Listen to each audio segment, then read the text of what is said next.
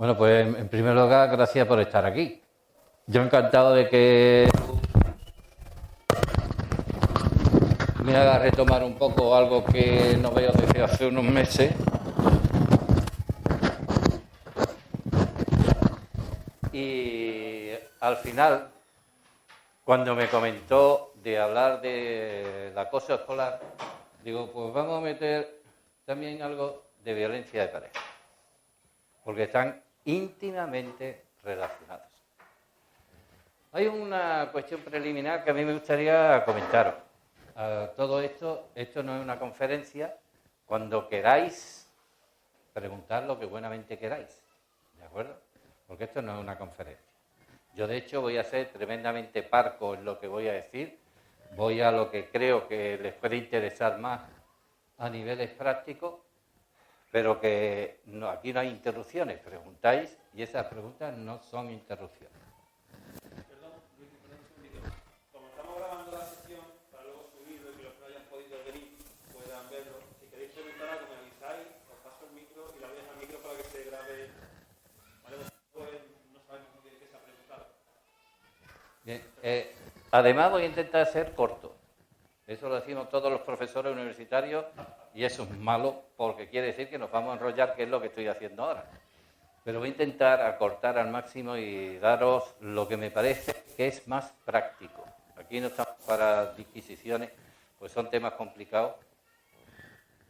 Y a propósito de esa complicación, una cuestión preliminar, que es lo que os quería comentar antes.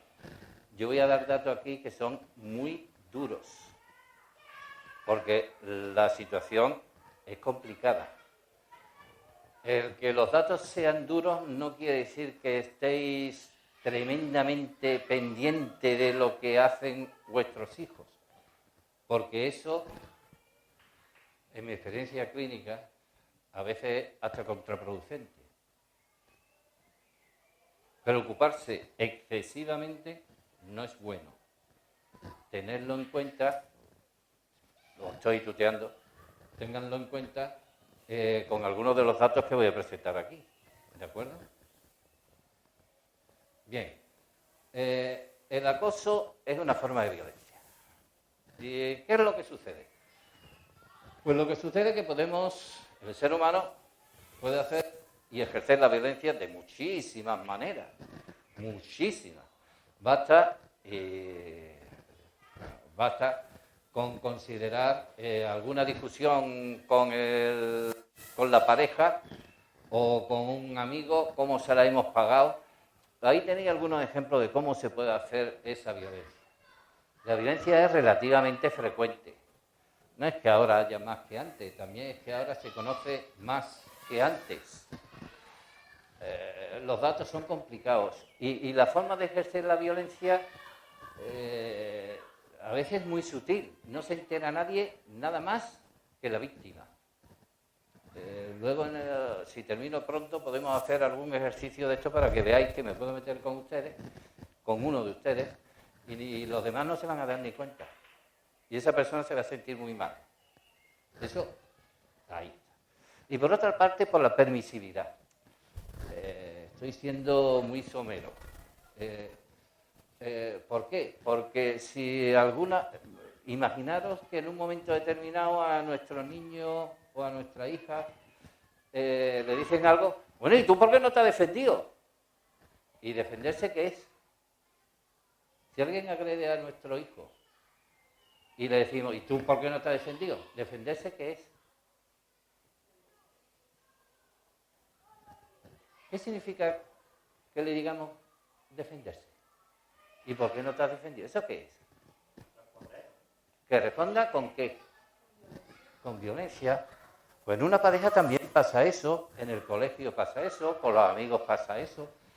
Y hay una cierta permisividad en ese sentido. Con lo cual, lo que estoy diciendo es que la violencia es algo tremendamente complejo, no es simple. Y cada vez conocemos más tipos. Aquí tenéis un ejemplo. La violencia de los hijos hacia los padres. Pues bueno, ya es otra. Y lo que queda muy claro es que ejercer la violencia facilita que la víctima ejerza la violencia. Si estamos hablando de acoso, El problema es que la víctima no ejerce la violencia. Digo el problema, pero tampoco es la solución que la ejerza. Ahora hablaremos de la víctima y matizaré esta palabra que le acabo de comentar. Tenemos más facilidad para ejercer violencia. Cuando todos nosotros éramos yo era muchísimo más joven y ustedes eran un poquito más joven, pues ¿qué pasaba? Que no había WhatsApp. Ahora sí, pues hay otra manera muy fácil de ejercer la violencia. Ahí la tienen otras. Desde cualquier punto de vista podemos ejercerla más. La violencia es un problema. Pero miren, la preadolescencia y la adolescencia, y aquí no les voy a decir nada nuevo, ustedes, todos nosotros hemos pasado por la preadolescencia y la adolescencia, también es complicada. Luego se une el hambre con las ganas de comer. Pero cuando unan en violencia hambre y ganas de comer, le insisto en la idea de que se preocupen lo justo, no excesivamente, porque eso no es bueno. ¿De acuerdo? La preadolescencia, 11, 13 años, y la adolescencia son complicadas. Pues eso complica la situación. Y ahí tienen un ejemplo. Cifras recientes. Lo preocupante de los suicidios juveniles es que se cometen entre los 14 y los 29 años. Y el problema es que cada vez hay más. No quiere decir que se mueren, que se tratan de suicidar todos, ni muchísimo menos. Quiere decir que hay más en relación al año 2010, al 2011. Tenemos cifras ahora muy altas de esto. Pero esto lo pongo simplemente para que vean que tenemos una situación compleja. ¿Y el acoso qué es? Pues el acoso es una violencia que se ejerce de forma continuada. Esto es importante. Y además que se hace de forma deliberada. Deliberación quiere decir que se hace con intención. No se equivoquen. El agresor en el acoso lo hace queriendo. No es que, ¡ay! ¿Cómo es posible que sin querer un acosador lo haga muchas veces? Hombre, ¿eso quién se lo traga? Evidentemente no se lo puede tragar nadie. Tengan en cuenta que un acosador lo hace de forma continuada, mucho tiempo, y además de forma deliberada, con intención. Eso está clarísimo. Y si sus hijos son acosados, tengan en cuenta estas dos palabras, que es continuado y que lo hace queriendo, no sin querer. Porque eso va a cambiar la consideración que tienen ustedes, que tengan ustedes en relación al agresor. Que se puede hacer de forma verbal o se puede hacer de muchísimas formas, como les comenté antes. La agresividad la podemos hacer de muchísimas formas. Y el agresor en el acoso sabe cómo molestar especialmente a su víctima. A mí no me pueden molestar ustedes porque no me conocen y no saben cuáles son, entre comillas, mis puntos débiles. Pero a que sí sabrían sus parejas qué cosas son las que más les duelen. Y si tienen la intención de ser violentos o violentas con ella o con él, a que saben dónde dar, eso es lo que hace un acosador, sin duda. ¿De acuerdo? Luego tengan eso muy presente por lo que voy a comentarles un poco más adelante. Estos son cifras que se utilizan y ejemplos de cómo se hace. Lo que más se hace es bloquear socialmente, no permitir el acceso a lo social. Una de las cosas importantes que se producen en la preadolescencia y en la adolescencia es la sociabilización. Por lo tanto, es muy importante. Los niños quieren un móvil. ¿Para qué? Pues para estar en WhatsApp con los demás, para enterarse de dónde han quedado, para enterarse de muchas cosas. Es una forma de comunicación. Y una de las etapas, uno de los objetivos que el ser humano tiene en la preadolescencia y la adolescencia es las relaciones sociales, las relaciones con la gente, que son importantes, evidentemente son muy importantes. ¿Qué hacen los acosadores? Sobre todo, bloquear lo social. A ti no te invito. Aquí no vienes. ¿Hace daño? Sí, porque tengan en cuenta que si eso pasa una vez, vale, pero cuando les comenté que era el acoso, les decía que era algo continuado. Es decir, si sistemáticamente vuelve a pasar lo mismo, ¿qué efecto tiene? Alto. Y de hecho, ya veremos cuáles son los efectos. El acoso es tremendamente complicado de detectar. Y es muy complicado porque los niños habitualmente lo ocultan. Es decir, la víctima no solamente lo pasa mal, sino que además se avergüenza de lo que le pasa. Con lo cual se calla. Con lo cual hay que estar atento y no sobreatento a lo que le pasa a nuestros niños. Atentos, no sobreatentos. ¿De acuerdo? Porque la sobreatención no va a resultar buena. A ver qué es lo que le sucede. Ahora les comenté qué es lo que suele suceder. ¿Por qué? Porque es mucho más fácil detectar síntomas, entre comillas, de la víctima que los actos del agresor. Es decir, ver cómo lo hacen, cómo le hacen a mi niño un acto violento de acoso, es difícil. Pero saber lo que le pasa a mi niño es más fácil. Luego presten más atención a los síntomas que tienen sus hijos, en su caso, que otra cosa. Hay personas de riesgo. Y personas de riesgo en estas edades son las personas que son distintas, entre comillas. El que tiene gafas, el sobrepeso, el que... Porque son las personas especialmente vulnerables en estas edades. No son distintos, pero el agresor los considera víctimas especiales. ¿De acuerdo? Y la intervención, cuanto más temprana sea, mejor. Ojo, una cosa es temprana y otra cosa es precoz. Si tienen alguna experiencia en esto, hay un tratamiento que se llama intervención, estimulación temprana en niños con deficiencia mental. Eso antes se llamaba estimulación precoz. ¿Por qué se le quitó el nombre? Porque precoz es antes de tiempo.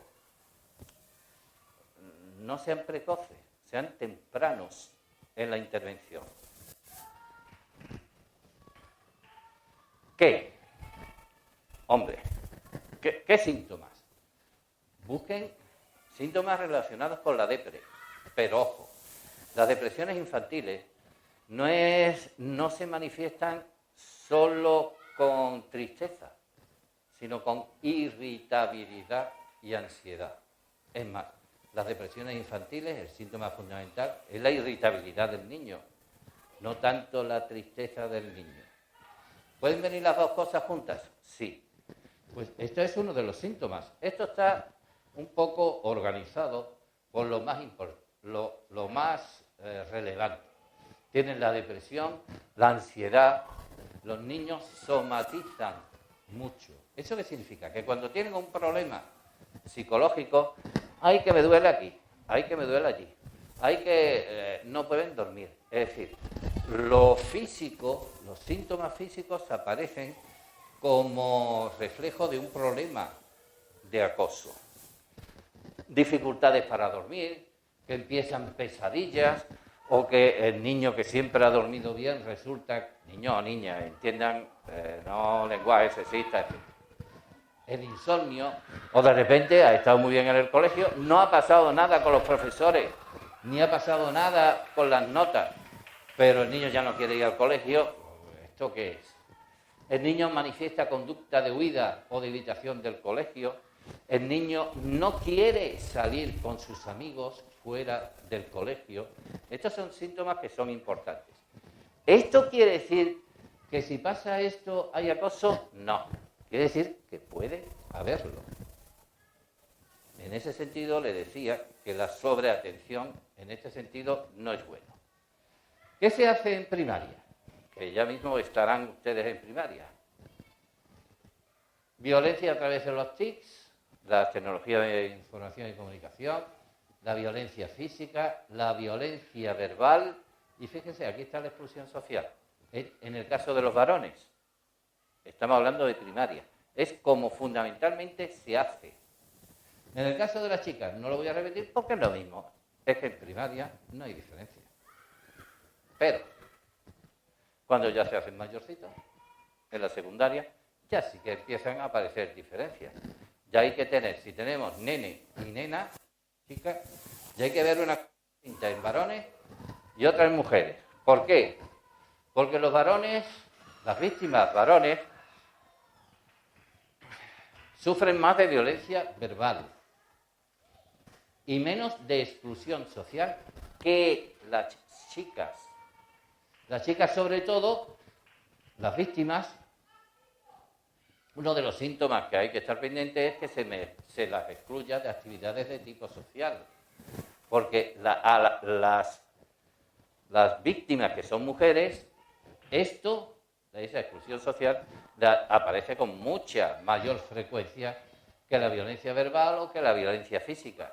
Violencia física es la más fácil de detectar, pero no es la que se hace con mayor frecuencia. Y en eso tienen que estar pendientes. ¿Por qué? Porque hay muchos tipos y formas de ejercer la violencia por acoso.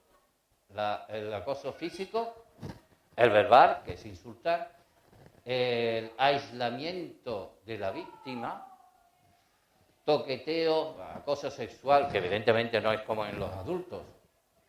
Aquí estamos hablando de tocamientos no consentidos, meterse en el servicio reiteradamente, etc. Levantar faldas, etc. Y el acoso por internet o ciberacoso. Aquí tenéis un especialista, seguramente, sobre cómo controlar los WhatsApp de mi niño en su momento a través de ordenador, a través de aplicaciones web de los diarios de WhatsApp. Sí, hay muchos sistemas y el niño ni se entera. Aquí no entro, quizás en el debate de si eso lo tenemos que hacer, controlarlo o no lo podemos hacer, lo que sea. Soy perito forense y hemos tenido muchos líos con este tipo de cosas. ¿Hasta qué punto? Si es menor, evidentemente sí. Pero cuando ya no es menor, ya desde el punto de vista legal no podemos controlar sin consentimiento. ¿De acuerdo? Eso desde el punto de vista judicial, pero no me quiero meter en muchas cosas judiciales. El acoso es medido por los test psicológicos. Pero yo ahí no les voy a decir grandes cosas.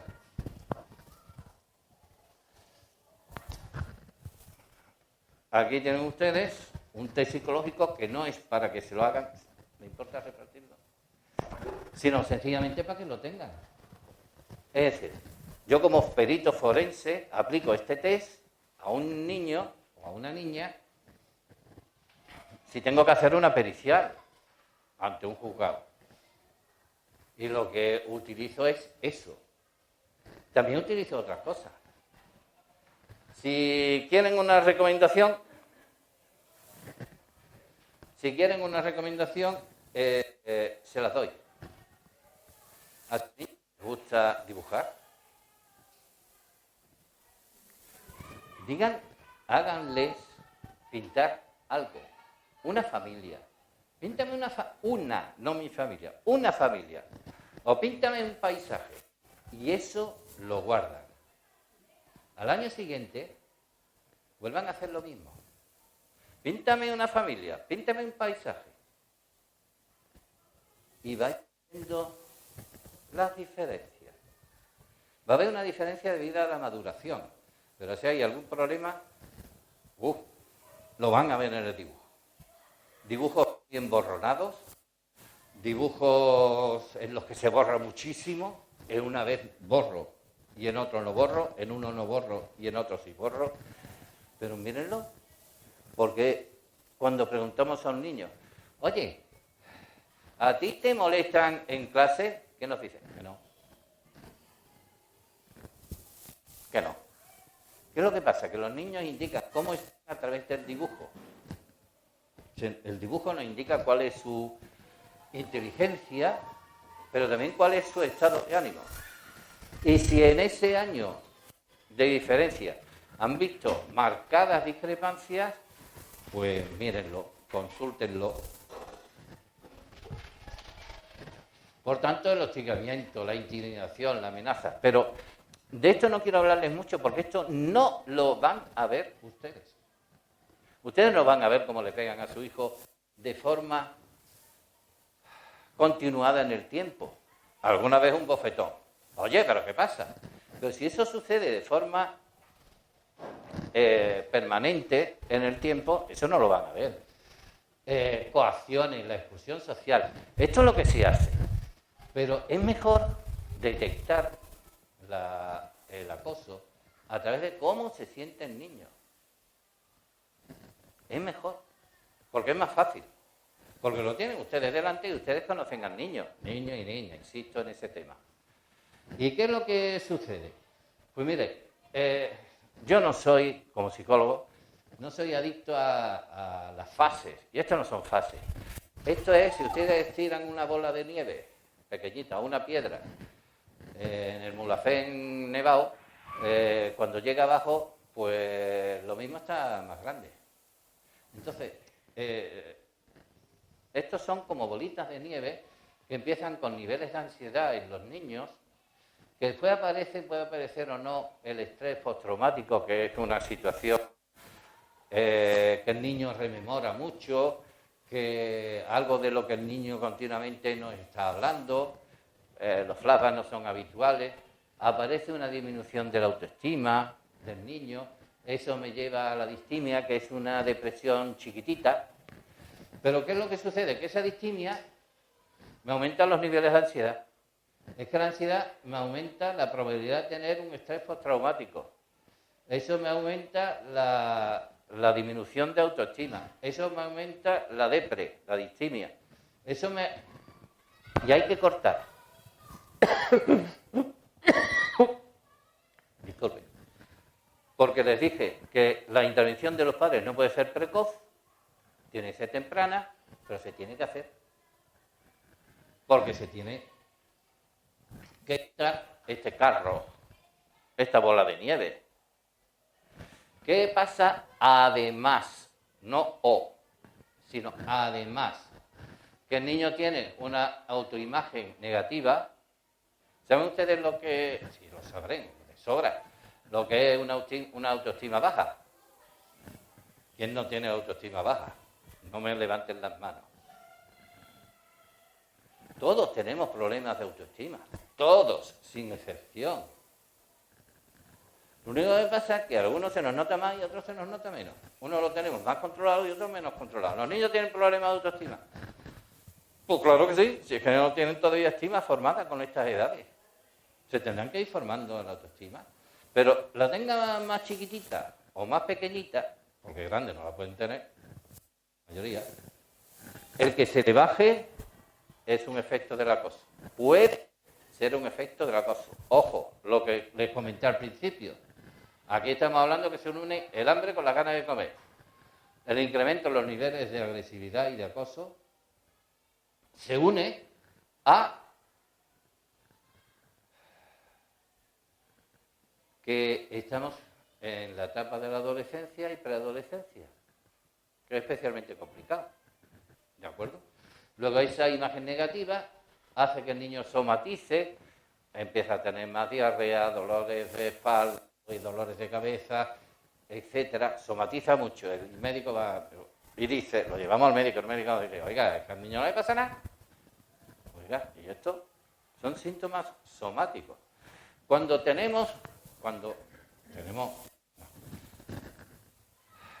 ellas, las mujeres, tienen un gran problema, no médico, sino social, de trabajo, etcétera. ¿Se alteran las reglas? Sí. Pues eso es una somatización. Y el niño tiene, evidentemente con las reglas, fundamentalmente con dolores, con problemas, dolores de cabeza, dolores de barriga, etcétera. Somatizar es, entre comillas, físico, una cosa que es psicológica.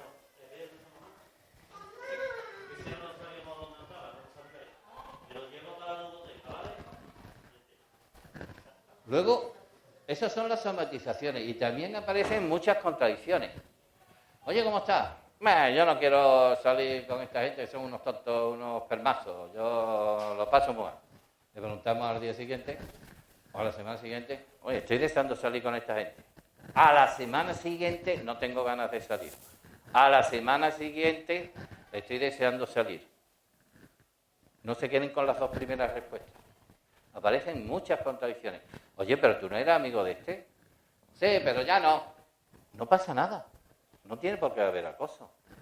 Pero si empieza a haber muchas contradicciones en eso, que hoy lo quiero mucho y mañana lo odio por sistema, pues malo. Malo, quiero decir, sospecha. Pero insisto mucho en esta idea, no nos pongamos paranoides en ese sentido. Hay protocolos de actuación. Igual que conocerán ustedes el 016 para la violencia de género, pues está el 902-188 de la Junta de Andalucía para problemas de convivencia. Yo no les quiero hablar aquí desde el punto de vista criminológico ni pericial de esto, pero los primeros pasos sí es importante conocer cuáles son, aparte de ese teléfono donde se pueden asesorar. Ante el conocimiento o sospecha, eso es literal de la normativa. Conocimiento o sospecha. Nosotros no tenemos que demostrar nada. Es conocimiento o sospecha. Se tiene la obligación de comunicarlo al profesorado, al tutor, a la organización de centro, al equipo directivo, a quien sea. Las actuaciones inmediatas tienen que ver con que el equipo directivo se tiene que reunir por normativa, y aquí sí le hablo como perito, se tiene que reunir y que esa reunión se tiene que registrar por escrito. Y eso es lo que dice el protocolo de actuación, que debe ser seguido por todos los centros, por escrito. En todos los casos en los que se estime que pueda existir un acoso, se informará al Servicio Provincial de Inspección de Educación. Pero eso es, si iniciamos el procedimiento, esto es lo que tiene que pasar. Pueden ustedes, por tanto, exigirlo. Medidas de urgencia, si proceden, proteger a la persona agredida y evitar futuras agresiones, tomar medidas cautelares, y el traslado a las familias responsables o responsables legales, el informe. Pero se tiene que tomar medidas. Son ustedes los que promocionan, deben de promocionar esas medidas y controlar lo que es. Esto no es lo único que se hace, pero esto es lo que más depende inicialmente de ustedes. Una vez que se hace esto, el procedimiento, una vez que ya pasa a los servicios más oficiales, ya es otra cosa, ¿de acuerdo? Ya eso tiene otro procedimiento. Les tengo que comentar una cosa y también les tengo que comentar un cabreo cuando he actualizado datos. ¿Por qué? Porque los datos oficiales, un procedimiento se llama Seneca, etcétera, dicen, bueno, pues el año 2011 había esto. ¿Cuánto cabe esperar que haya acoso? En un 4%, poco más del 4%. Eso fue lo que había en el año 2011. Aquí tienen, la tendencia es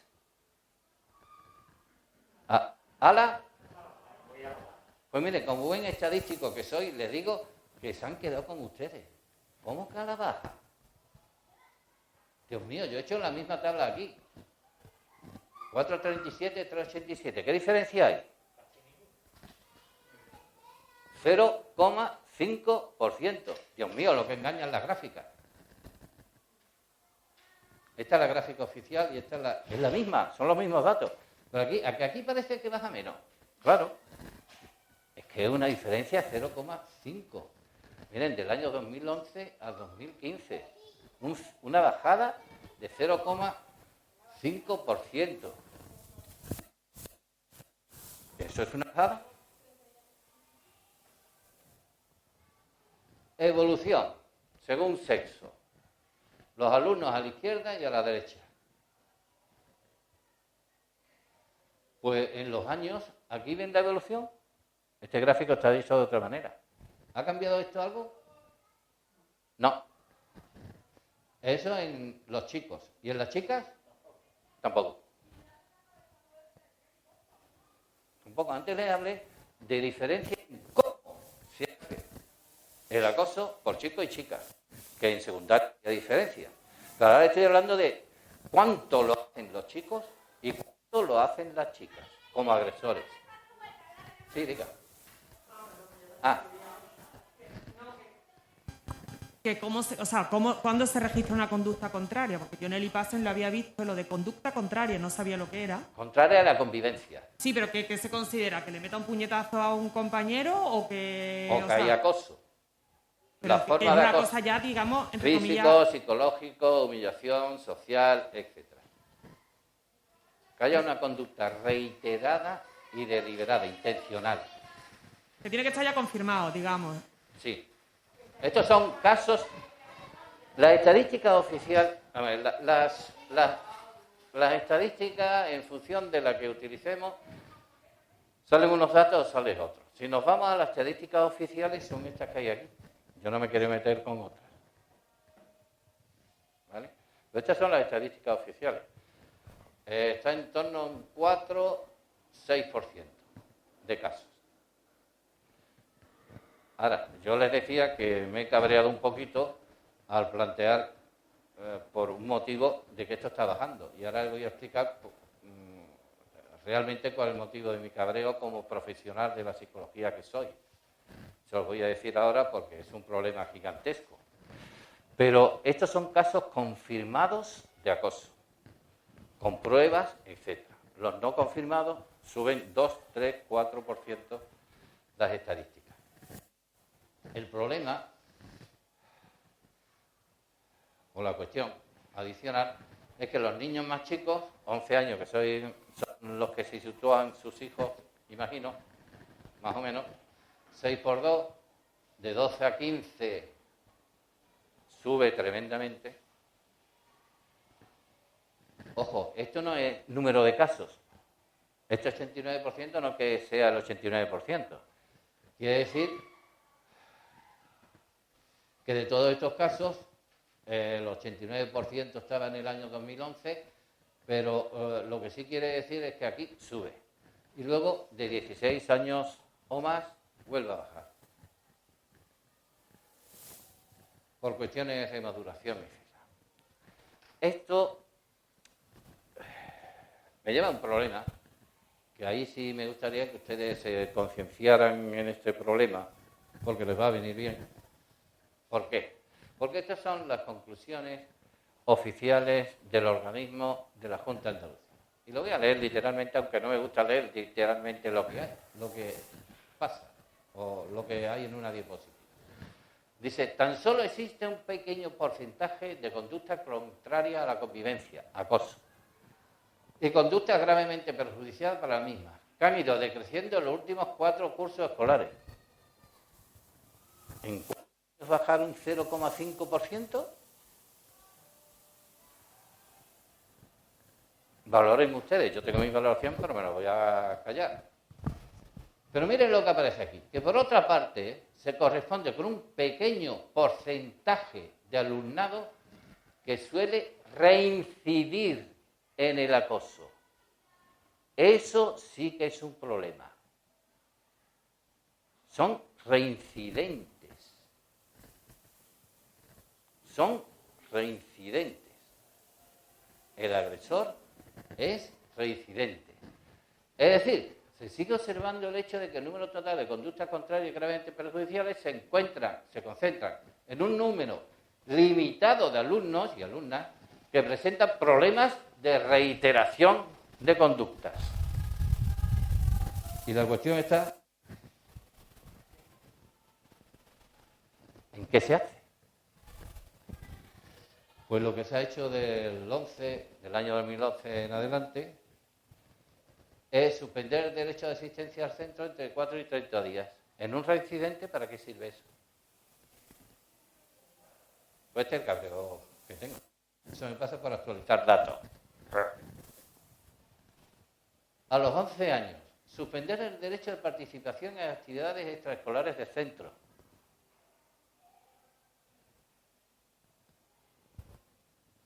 ¿12-13 años? Los mayores porcentajes de suspender el derecho a asistencia al centro, suspender el derecho de asistencia a determinadas clases. 14-15 años. ¿A un reincidente? ¿De qué le sirve esto? Y eso sí que es un problema.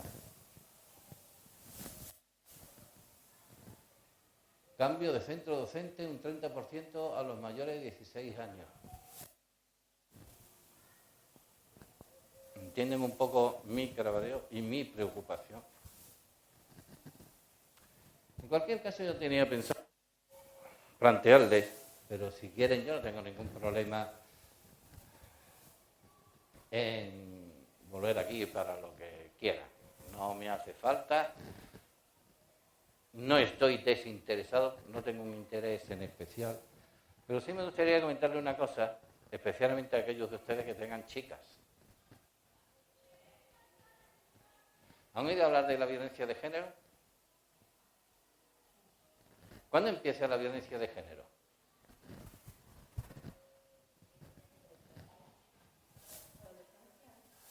¿A partir de qué? Una edad. En chicas, a partir de los 13 años. Ya tenemos casos, llevo unos 30 años investigando lo que ustedes conocen como violencia de género en chicas, en preadolescentes y en adolescentes y jóvenes. Y si quieren, pues quedan con Eduardo y un día quedamos para una charlita, un café o lo que sea, para comunicarles de un problema que antes se lo comentaba él. Digo, mira, hicimos un estudio en el que cogimos, en el año 2003, seleccionamos muchos sujetos, varones y mujeres, y a esas personas las investigamos 15 años después. ¿Qué resultados tuvimos en relación a la violencia de pareja? ¿Había mejorado la situación? Nada. O sea, nada. En algunas cosas estaban peor. En algunas cosas estaban peor. Y por darle sencillamente un pequeño dato, decirle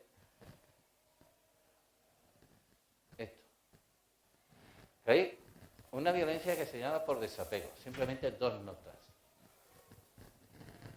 ¿En qué momento un chico o una chica dejan de ser amigos y empiezan a ser novios? Esto no es un examen, evidentemente. ¿En qué momento? Cuando hay un compromiso. Pues la violencia por desapego la destaco especialmente porque es la más habitual con diferencia. Enormemente más frecuente, tanto en varones víctimas, ojo, como en mujeres víctimas. Y es, sigo manteniendo una relación afectiva, pero ese compromiso, como muy bien ha dicho su compañero, se rompe. Rompo el compromiso, pero no rompo la relación. O la novia pasa soberanamente del novio de su pareja, pero no la deja. Esa es la que más se produce con enorme diferencia.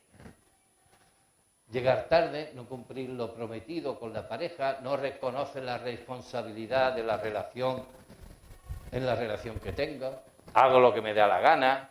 Esas son formas de romper ese compromiso. Ojo, la relación no se rompe, se sigue manteniendo la relación. Y para que se hagan un poco la idea,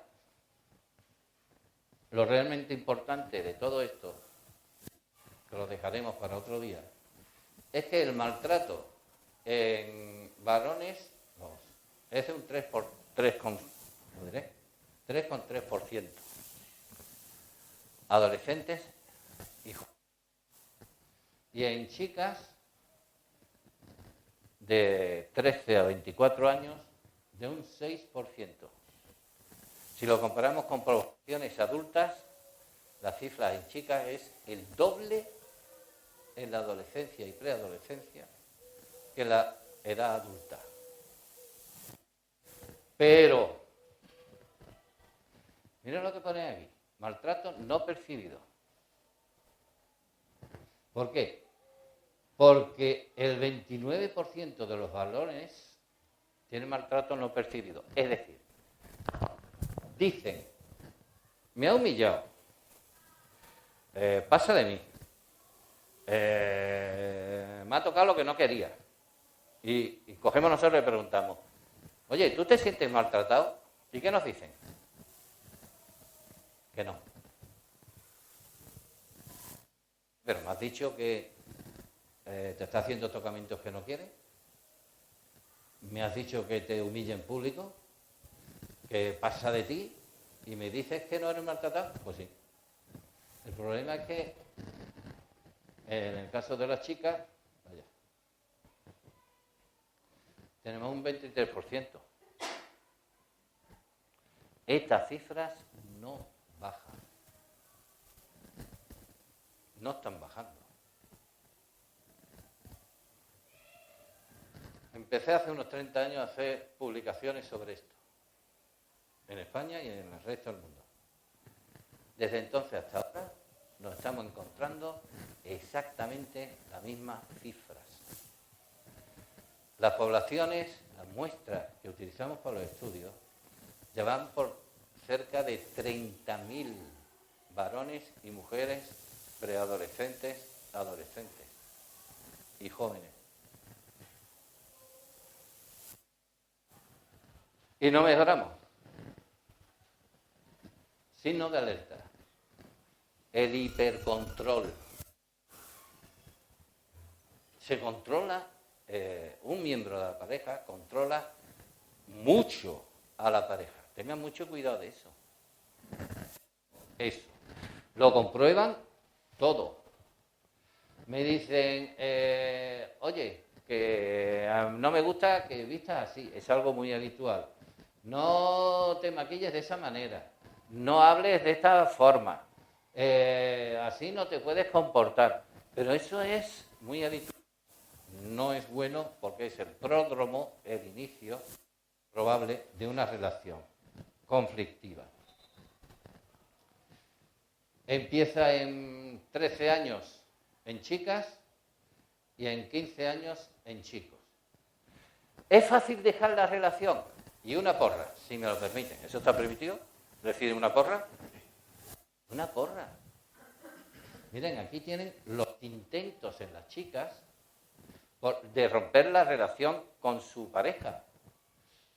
El 25% lo consigue a la primera, el 17% a la segunda, el 8% a la tercera. Pero el 15% necesita 9 o más intentos. Que no es fácil romper la relación.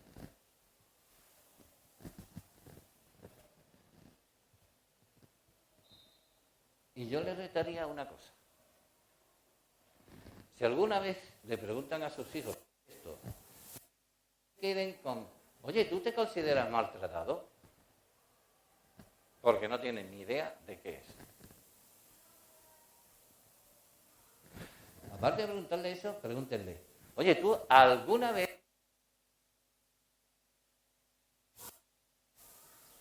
Ahí empezamos ya a hablar de alguna palabrita mayor. Y si nos dice, si te sientes atrapada en tu relación, atrapada, que no puedo escapar, no puedo salir. Si estas 3 preguntas son positivas, nuestros estudios dicen que es maltratada o es maltratado, sin duda. Pero lo que más preocupa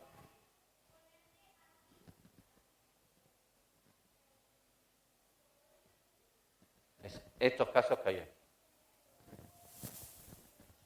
¿Por qué? Porque este tipo de maltrato dura más tiempo y es más grave. Que es cuando le decimos al chico o a la chica, ¿te sientes maltratado? ¿Y qué nos dice? Que no.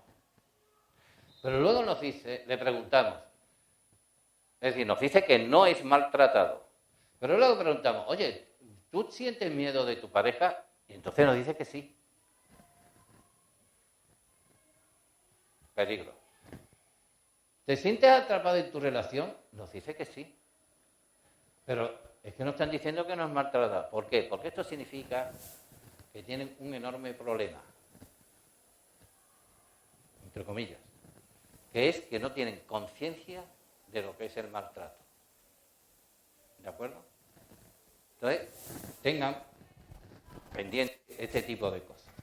Hace años elaboramos un cuestionario, si están amables, dan las preguntas que hay ahí. Esas preguntas es un cuestionario que ha sido validado en 9 países distintos ya. Y funciona muy bien. Ese es el cuestionario que pasamos nosotros, que aplicamos nosotros. Se lo doy para que ustedes lean y vean de qué forma el que en un momento determinado se diga que sí a una, pues puede ser muy importante o puede no ser importante en absoluto. ¿De acuerdo? Consulten en todo caso con un profesional. Pero por darles datos más concretos, en la edad que tienen sus hijos y sus hijas, yo estoy con hijos e hijas, esto es lo que hacen con mayor frecuencia en Sevilla. Datos de muchos sitios, pero más hacen ignorar los sentimientos de la pareja. Son cosas muy concretas. Retenerte para que no te vayas. Conferirle más importancia a lo que le pasa a él, si es el agresor, que a la pareja. ¿Qué cumplidor es un chico o una chica cumplidora, pero pasa de la pareja? Pero son conductas muy concretas que podemos observar muy fácilmente. Imponer reglas a su conveniencia. No, tú no puedes salir con otro chico, pero yo, hombre, sí, yo soy un tío, yo me puedo ir con otra, hombre. Yo me puedo ir de excursión con otra gente, pero tú sola con tu gente no te vayas. ¿Cómo? Ridiculizar o insultar a las mujeres como grupo, esto es violencia de género estrictamente. Hablar sobre las relaciones que imaginas que tienen. Sí, es que tú con ese... Luego, si quieren, hacemos una cosita. Aislarte de tus amigos, de la familia o de la pandilla. Es complicado para la víctima el que haga eso. El agresor casi siempre lo que hace es tomar el control de la pareja. Y casi lo primero que hace es que así se puede controlar mucho mejor a esa persona. Ser un mentiroso, bromear o desprestigiar la condición de mujer o de varón, insistir en que te vistas como quieres, pero aquí lo que tienen son las conductas que en Sevilla más se hacen de la edad de los hijos que tienen ustedes. Y tengan en cuenta que la agresividad física no es la forma más habitual de violencia. En absoluto. ¿Alguno de ustedes o ustedes tiene experiencia en este campo, profesionalmente hablando? No. Entonces, sí, yo voy a terminar ya por si hay alguna pregunta o alguna sugerencia y para que no me peguen. Pero hay muchas cosas que hacemos los padres que tienen que ver con esto.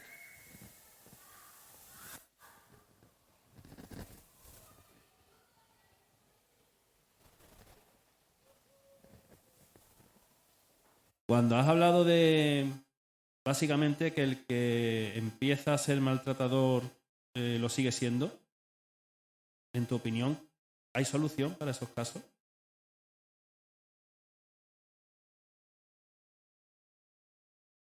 Vamos a ver, el problema de esto es un problema de amplia envergadura. ¿Por qué?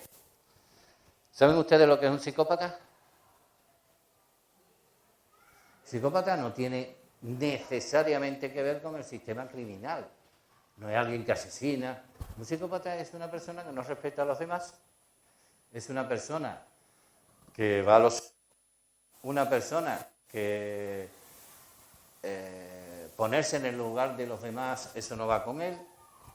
Pero el problema es que cuando diagnosticamos desde el punto de vista forense, cuando hablo de perito forense, no puedo diagnosticar a un psicópata si no tiene más de 18 años. Cuando hay muchos psicópatas antes de los 18 años. Es que ese sistema diagnóstico ya no lo estamos utilizando porque es muy malo. Hay un psicópata que se llama psicópata subclínico. Para tener una depresión tienes que tener pérdida de peso, irritabilidad, no sé qué, no sé cuánto. Y si tienes 5 síntomas, y esto es un ejemplo, tienes una depresión. Un psicópata subclínico tiene muchos de esos síntomas, pero no cumple todos los que tiene que cumplir para tener el diagnóstico. Y un psicópata, la reeducación de un psicópata subclínico, si me he explicado bien, es difícil. Por eso aparecía datos en el acoso que decían que eran reincidentes. Pues claro que sí, son reincidentes. Hay entre el 1 y un 2, entre un 1 y un 2% de la población en todo el mundo, en España incluido, que son psicópatas, pero no tienen ninguna relación con el sistema criminal. Ninguna. Y he visto a acosadores y he atendido a agresores de violencia de género, de pareja, que son auténticos psicópatas. Auténticos psicópatas. Que lo hacen una vez, lo vuelven a hacer, lo vuelven a hacer, lo vuelven a hacer y lo vuelven a hacer. ¿Vale? Pero que no hace falta ser psicópata. Hace falta ser un subclínico, casi. ¿Vale? Si los demás me importan un pimiento, si soy incapaz de ponerme emocionalmente en el lugar del otro, si esas dos cosas me hablan mucho de lo que es un psicópata. Un psicópata no es un criminal que mata y acuchilla 300 veces a la víctima. La mayoría de los psicópatas no son así. Los psicópatas pasan soberanamente. Son personas tremendamente listas, no necesariamente inteligentes, listas. No saben de cultura, pero de manejo de situaciones sociales las saben todas. Por eso le insistí en que si alguien es muy controlador o controladora, cuidado.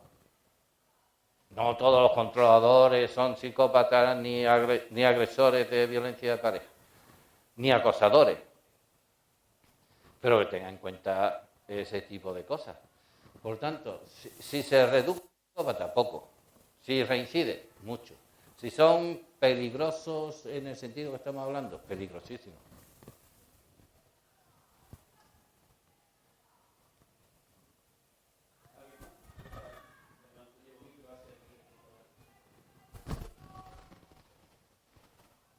Pues muchas gracias por su atención y espero que se hayan enterado de algo. Gracias a ustedes.